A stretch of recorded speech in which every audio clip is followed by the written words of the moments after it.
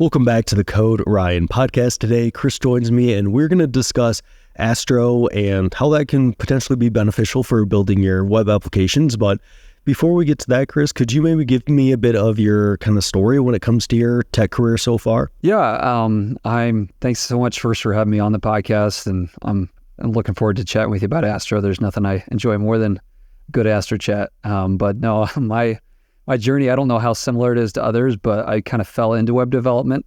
My brother was always the tech guy in our family, so I kind of always stayed away from anything computers and just played around here and there. But a couple of years ago, I had somebody approach me and say, hey, could you build me a website? And I had a little more free time on my hands, and I'm curious enough to say, hey, let's see what I can do. So I started poking around and talked to my brother, and he gave me a lot of helpful hints. But as I started, he told me one thing. He said, you'll either get bitten or you won't.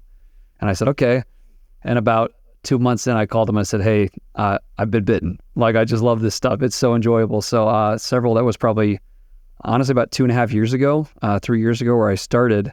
And then that has been my free time. And I started a YouTube channel mostly as an opportunity to force myself to explain what I didn't know. And that, I think, has been a help to me.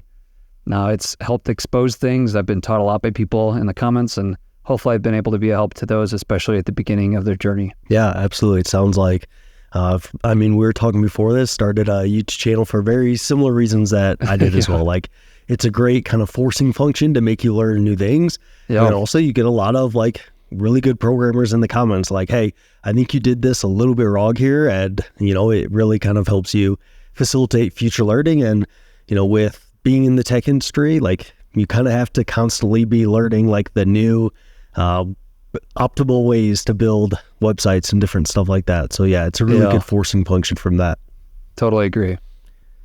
Perfect. And then how did you kind of start using Astro, or what kind of piqued your interest in Astro? I know that, commonly the kind of web development frameworks that are more popular are kind of like React and Next.js and kind of different ones like that. So how did you kind of fall into Astro? Well, like I mentioned, my brother kind of gave me a path to start with, and the path was basically learn JavaScript, learn HTML, learn CMS, stick to the basics and get to where you're comfortable, because then you can accelerate fairly quickly into other things.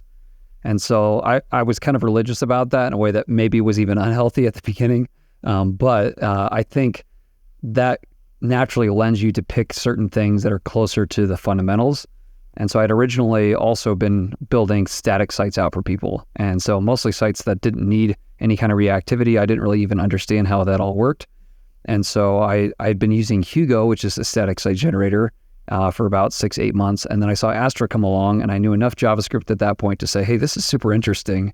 It feels very much like you're just writing HTML, CSS, and JavaScript, but it gives you these superpowers in kind of normal web dynamics where you're using the platform, you're using the platform itself. And so that's kind of what started me down that. And so I was thinking today, actually, I think I have a production site somewhere out there that is poorly done, but it was done early 2022 in Astro, beta, but it was a static site. It's built once. I never had to touch it again, and it just lives on a server somewhere. And so I've been building them since the early betas. And I think for whatever reason, because it's so close to a lot of the normal web tech, it just made sense with my mind. And then from there, I've learned React and dipped into Next.js and stuff. But I've kind of stuck with Astro because a lot of the stuff I maintain regularly is static. And so I can dip into some reactivity when I need to, but I can kind of keep the superpowers of Astro shining. So that's kind of what got me started with it. And I just keep going with it. I've enjoyed it. Gotcha. So you really focused on the fundamentals of HTML, CSS, and JavaScript first, and then just kind of fell into Astro, and it felt like, not too dissimilar from those basics that you were learning. So it just kind of clicked with you, and you kind of took it and ran with it. So yeah, very, very cool path to kind of get into that. And maybe to just back up for a second here, if someone kind of came up to you, maybe they had those fundamentals in HTML, CSS, and JavaScript, and asked you, what's Astro? How would you kind of respond to that? Yeah, Astro is a JavaScript web framework for building websites. So it basically uses the power of JavaScript to help you write websites. And so that's probably what I'd say to a super beginner. That's not super helpful to somebody who's been in the industry for a while, but In other words, you don't have to copy over sections of HTML to different pages like I did when I first started. You can actually use JavaScript to kind of template things out and have things be more responsive and dynamic with your actual data that you're passing in. So that's probably how to explain to a beginner, but I can give a more advanced answer to if that would help. Yeah, I think so. So maybe for someone that is also familiar with React and Next.js, how would you kind of explain Astro to them? And also maybe what is maybe Astro good for, in which someone might choose it compared to some other kind of web framework, if that makes sense? Yeah, I mean, there's lots of options. And I think one of the things that we can fall into is this like animosity between different groups. And, I think thankfully that's mostly Twitter tech and not most normal people tech. I think most people don't care.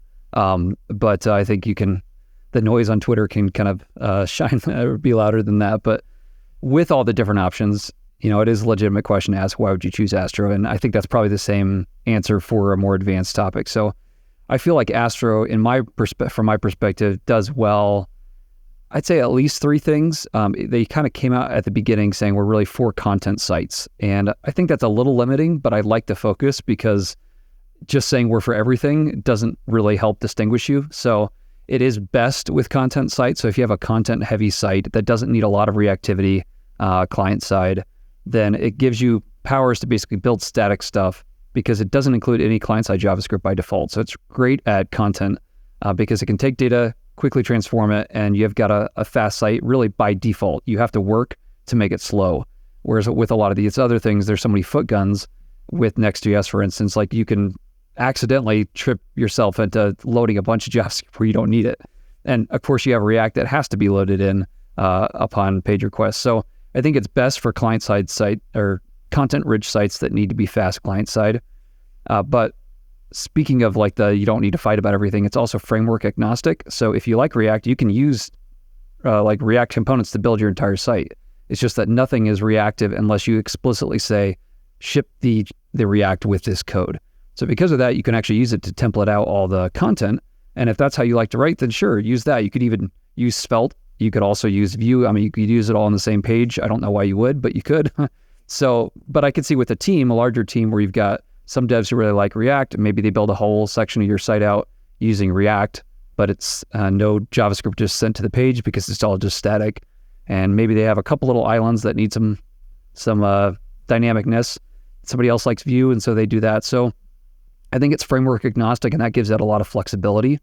And then probably the biggest personal reason I've stuck with it is honestly the DX. Like, the developer experience is so good from the CLI. Like, it just walks you through everything, it adds everything, these integrations. Basically with one command, it just walks you through what it's going to add and kind of does a lot of the stuff for you, to build speed, to the code IntelliSense with their extension, to the docs, which are amazing, to the community, which is super responsive and really helpful on Discord. So I think from a developer's standpoint, like, it just feels friendly, and the community itself is super friendly. And I think not having to kind of choose a side has led to the types of people you might expect that just want to code and don't want to fuss with all that.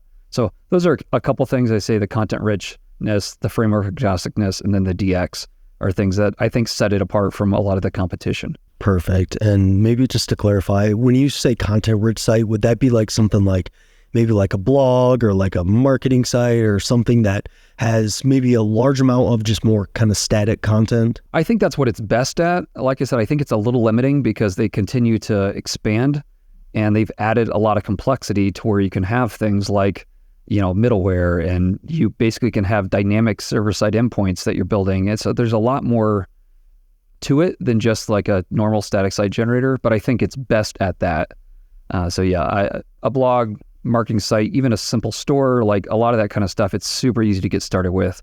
And again, it feels like you're just using the web, using the platform. Absolutely. So it sounds like it has like a lot of these good optimizations, in particularly for static sites, but probably for a bunch of other sites as well. As you mentioned there, that it sounds like by default, it ships very little JavaScript or almost no JavaScript. So, shipping less code to the browser is probably a good thing for performance and other optimizations there. And then also it sounds like the developer experience is good. And one thing that you kind of mentioned in there is islands. So I think this is, if someone's from React, maybe if they're, well read on server components. I think this is maybe a similar concept here when you want to use client components, but what maybe is an island in Astro, and why might someone use this kind of concept of an island? Yeah. So when we're talking about islands, we're talking about framework UI. So things that require JavaScript to be loaded to be interactive. And for those frameworks like React or Vue or Svelte or whatever, each of those sections can be interactive, and you can basically say either turn on reactivity here or just show me the static output of this without any reactivity. So the idea is that you've got all these sections on your page that are components. Since we componentize everything, you've got a header and a nav and a sidebar and a main section. And occasionally you'll have a few things on the page that need React, for instance. And so what you can do is you can just tell React, or you can tell Astro, hey, for this component, go ahead and ship the React. But they can do it in a bunch of smart ways. So you don't have to do it on page load. You can actually say only when it gets visible in the viewport. And I think behind the scenes, they're using JavaScript's intersection observer API to then load that React immediately when you hit that point on the page. But until then, it's essentially just an HTML page with CSS. And so you've got these little reactive sections on a page that you can hydrate when you need them, and then they ship what they need with that single component.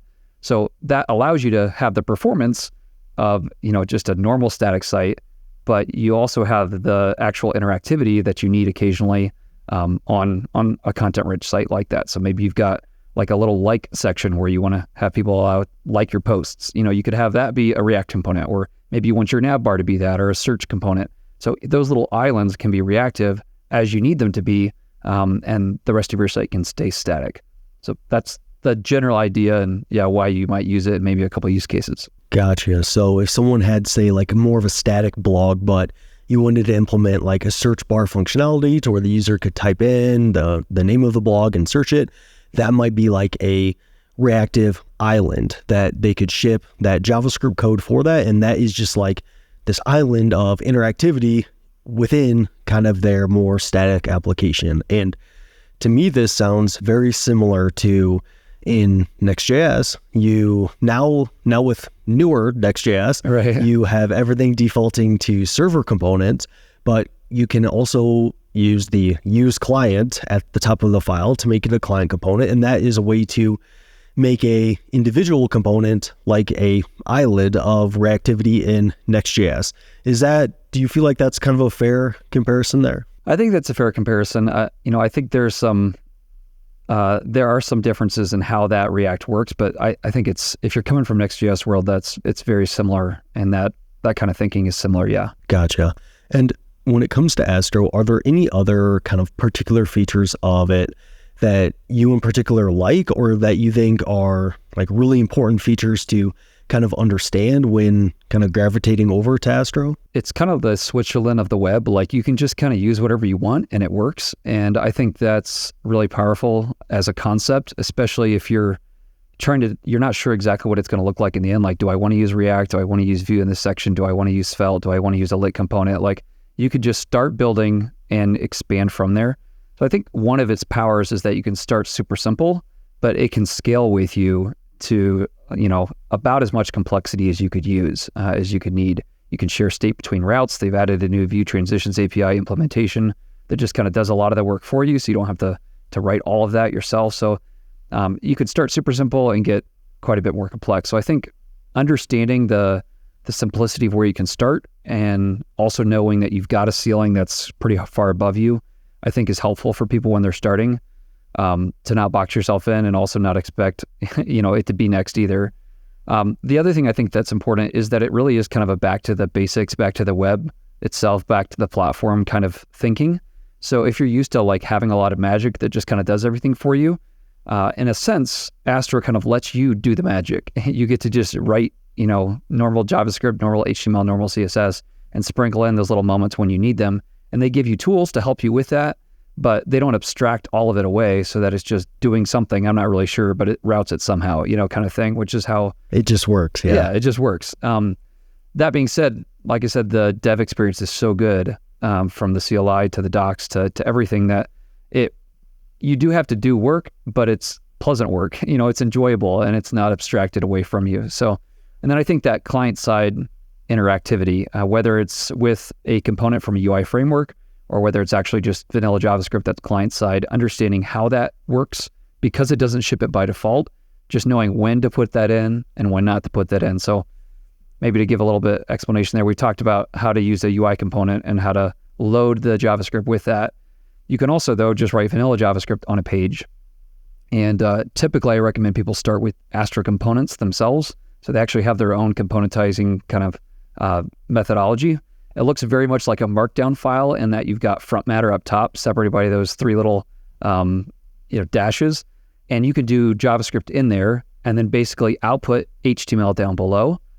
Anything below that front matter then is client side. And so what I mean by that is like you can have a script tag down below and that will actually be client side. It actually takes it automatically makes it a module and does a lot of smart stuff for you.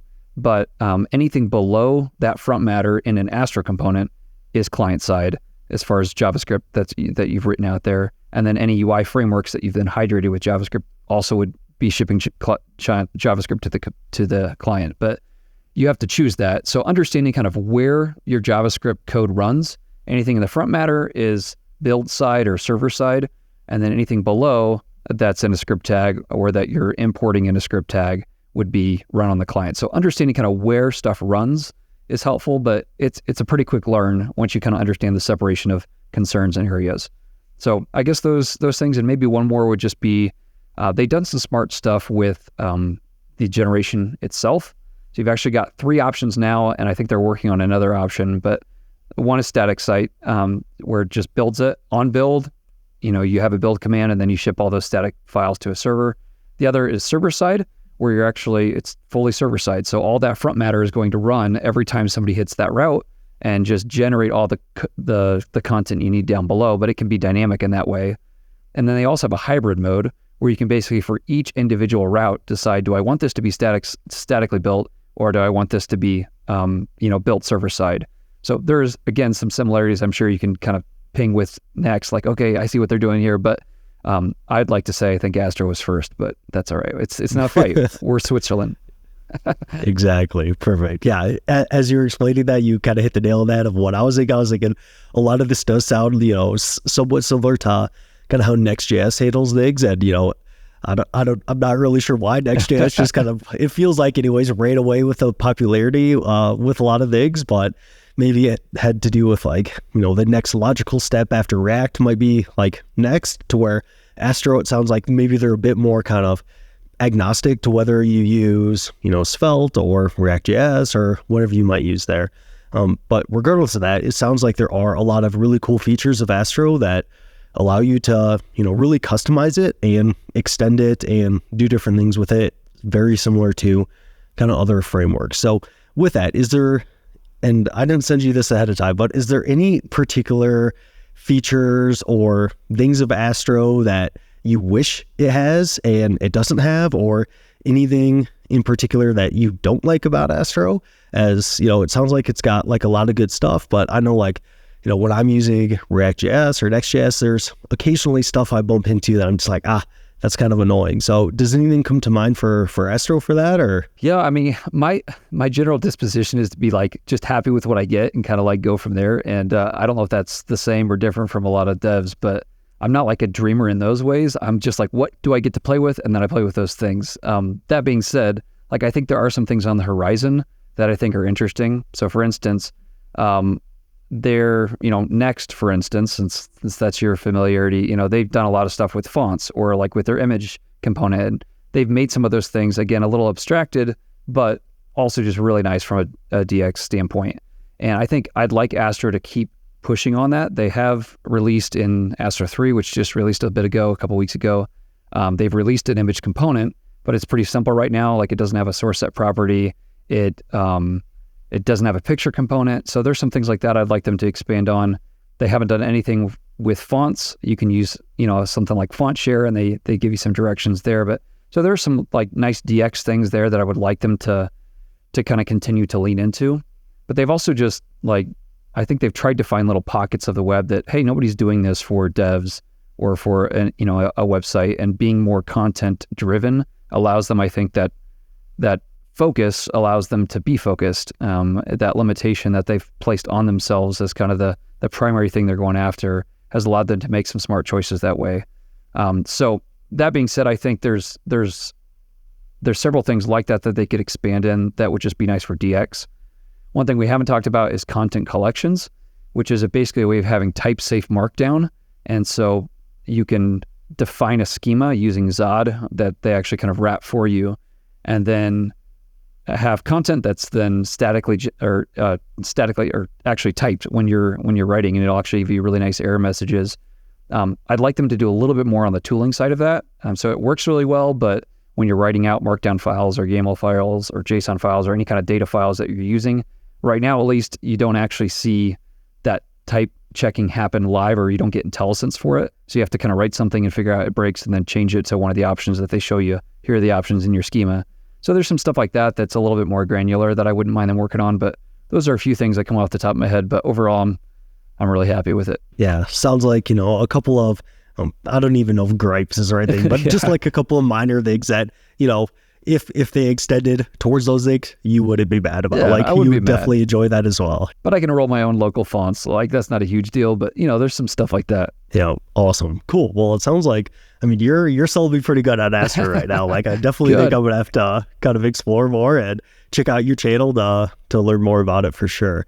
But maybe as just a final couple of things to wrap up on here. So if someone is wanting to learn Astro, is there a particular place that you would recommend them starting? I know you have your YouTube channel, so maybe that would be a great start in of itself, but do they have a good getting started guide, or how would you recommend someone kind of get started with Astro? Yeah, I've mentioned the docs several times, and the docs really are, I think, second to none. For whatever reason, they click with my brain, and I'm sure for some people they will and some people they won't, but they're just really, really well done. They give you just the right amount of information. So I would recommend starting there, honestly. And then the Discord community has really great people who respond super quickly if you have questions. So those would probably be the places I would start. If you don't like reading documentation, then I know a YouTube channel who does a lot of stuff on Astro. So I also knew James Quick has done a course recently that he just launched. So that might be something worth checking out. I'm actually doing a course as well coming up hopefully in the next couple of months at learnastro.dev. You can sign up if you want to. And then I've done a lot of Astro content on my channel. I think it's helpful just to maybe get a quick overview. There are a couple out there. I think Travesty Media, Brad Travesty's done something on that. And then I have a 20-minute crash course, just real quick going through it as well. That gives you kind of the basics of a lot of what we've talked about, but in a visual way where you can see code in front of you. And then I've done a couple live streams where I just live build out a landing page. So I think probably, if you're into video, those are a couple options for you. If you like just watching people casually code through it, then those live streams might be helpful for you. And like I said, I do have a course coming out. Hopefully before the end of the year, my kind of early access will launch, and anybody who signs up at learnastro.dev gets 50% off too. So not to plug that, but if you're interested in it and I can be a help, I'm happy to do that. Awesome. Perfect. And maybe it's just one kind of final question. So for those that are new to Astro, or they're going to go check out those resources and get started with it, is there anything in particular that a beginner should kind of watch out for, or any kind of common mistakes that someone can make when just getting started with Astro, or any mistakes that you made when getting started with Astro? I think like anything, knowing the tools available to you helps you make wise decisions. And so I think they have a kind of key concepts in the docs that would be helpful to read over. That includes things like island architecture, and then kind of why Astro, why it's important versus other frameworks, and kind of where it fits in the landscape. Having a kind of an overview of those might be helpful. I think maybe a second thing would be just not overcomplicating it. Astro tries to start very basic intentionally, and so just play around with it. It's pretty easy to get started with, even if you're brand new to web development. Just understanding that I can take this little template code and drop it in multiple pages just by adding this little component. And then I think if you're starting with it and you're coming from a different perspective, you've been writing a lot of Vue, whatever, I think it's tempting to just reach immediately for the components Personally, I would recommend people really start with the Astro components. They're super basic as far as they're easy to understand, but you can do a lot with them. And I think there's some simplicities that they've worked into the way you write Astro code that strips away kind of a lot of the annoying stuff. So for instance, as one example, like it's JSX style in how you actually template things out, but you don't have to like have a key every time you map over anything. Like there's just some things like that are just honestly kind of a pain in the butt. When I work with React, I'm like, you got to throw a key in here, you know? So there's some niceties like that where they just make it really easy to get started with. And then you can dip into those frameworks as you need to, but I would recommend starting with Astro, kind of all Astro, and then dipping into those other frameworks just as needed instead of kind of just using Astro as a wrapper for a React app. At that point, you might as well just, pick up next. So I think those are a couple things. And maybe the last thing would be trying to kind of use it right off the bat to write like full web apps. I think it can do that, honestly, like the expansions they've made and some of the things they have planned makes that entirely possible. I have whole sections of routes that are all just essentially a wrapped React app inside of everything else. But you can go beyond that to actually having like middleware and sharing state between routes. And there's a lot of really cool stuff they've done to where you can do that. But I think if you're used to saying, hey, I'm going to set up an API endpoint over here, and this is going to be this whole server route here. And then, I think coming at it, trying to build a web app to start with as your first thing, I think you'll find yourself frustrated. Whereas if you start saying, hey, let me use it for what it's good for, and then kind of expand into the areas I need it to do more reactivity, I think you'll find it a more enjoyable experience because you're holding it the right way. You're kind of using it for what it's meant to be used for, and then expanding once you understand the tool. Whereas if you kind of go straight at it, trying to make it do what it's maybe not ideally for, I think you'll find yourself frustrated. So I hope that makes sense without kind of limiting Astro either, because I've been saying the whole time not to limit it, but I think just starting in where it shines the most allows you to see kind of how to do the other things. Where if you start the other way around, I think you'll be asking like, why am I picking this up? I'd rather just write this in React or whatever. Yeah, I think that's great advice. And I also think it's really good advice to like, don't just go in there and like shove React into it Right. and just basically create a React app out of Astro. Like, don't take it super far away. Exactly. Use it for like what it's intended for and kind of learn it that way. I think that's great advice. So we've alluded to it a little bit here, but where can people go to find your YouTube channel, as well as where else can they go to, stay up to date with whatever you're doing online? Yeah, my YouTube channel is Coding in Public, and somehow that wasn't taken whenever I started my channel. I thought that would be taken, but it wasn't. So I'm literally just Coding in Public. And so if you enjoy that kind of content, I hope I can be help to you. I also have a website, codinginpublic.dev, and that's where I host a lot of my projects. And so you can kind of play around with the code and jump into different things I built in the past too. So I'd encourage you to check out those two things. I am on Twitter very occasionally at CPENNED, CPEND. I couldn't get Code in Public or Coding in Public, so that's what I've had since 2009 or whatever it was. So that's what it is. But yeah, probably the first two are the easiest. Cool. Well, I'll make sure that's all that stuff is linked down below. And thanks for coming on today, Chris. I really enjoyed it. And selfishly, like I said before we started, I don't know a ton about Astro. Like, I'm more of a Next.js and React guy, but this is super helpful for me. And like I said earlier, you definitely sold me on it. I think it's a really kind of cool web framework that I definitely need to learn more about. So thank you so much for coming on today. Of course. Thanks for having me.